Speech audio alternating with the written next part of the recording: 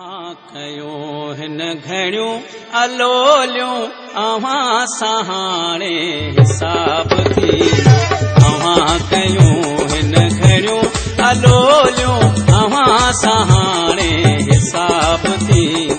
हिसाब थींदो किताब थींदो हिसाब थींदो किताब थींदो अव्हां सहाणे हिसाब थींदो कयूं हिन घड़ियूं अलोलियूं अव्हां सहाणे हिसाब थींदो अव्हां कयूं हिन घड़ियूं अलोलियूं अव्हां सहाणे हिसाब थींदो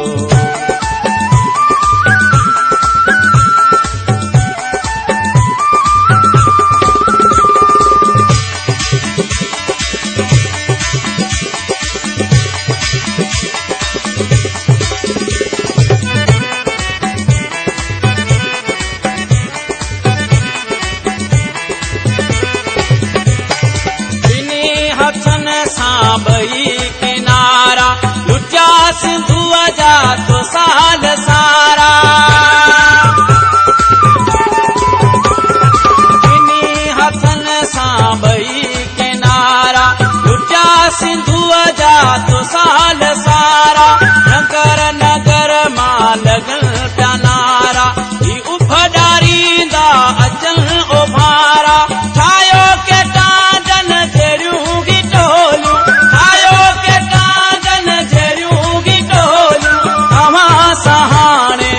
हिसाब थींदो अव्हां कयूं हिन घड़ियूं अलोलियूं अव्हां सहाणे हिसाब थींदो अव्हां कयूं हिन घड़ियूं अलोलियूं अव्हां सहाणे हिसाब थींदो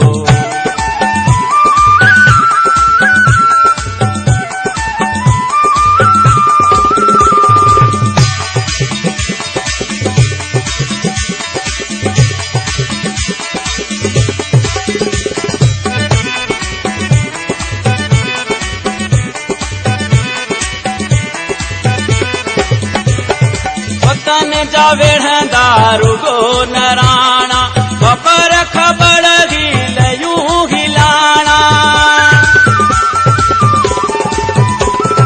वतन जा वेढ़ंदा रुगो नराणा ख़बर ख़बर हीलयूं ऐलाणा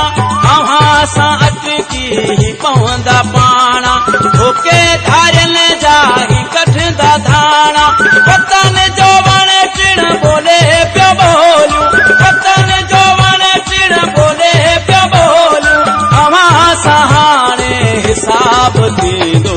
अव्हां कयूं हिन घड़ियूं अलोलियूं अव्हां सहाणे हिसाब थींदो अव्हां कयूं हिन घड़ियूं अलोलियूं अव्हां सहाणे हिसाब थींदो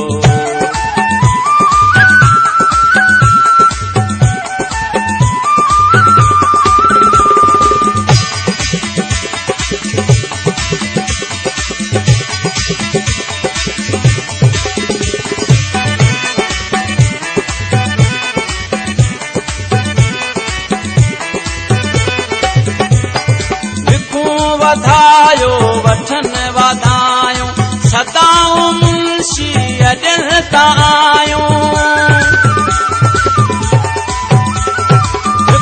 वधायो वठन वधायूं सदाऊं मुंशी अॾण आयूं ही सिंध जायूं चवनि पियूं मायूं नदी जूं सीगी बनियूं ऐं सायूं रोडियो पुटन खे ॾियनि थियूं लोलियूं रोडियो पुटन खे ॾियनि थियूं लोलियूं अव्हां सहाणे हिसाब थींदो अव्हां कयूं हिन घड़ियूं अलोलियूं अव्हां सहाणे हिसाब थींदो अव्हां कयूं हिन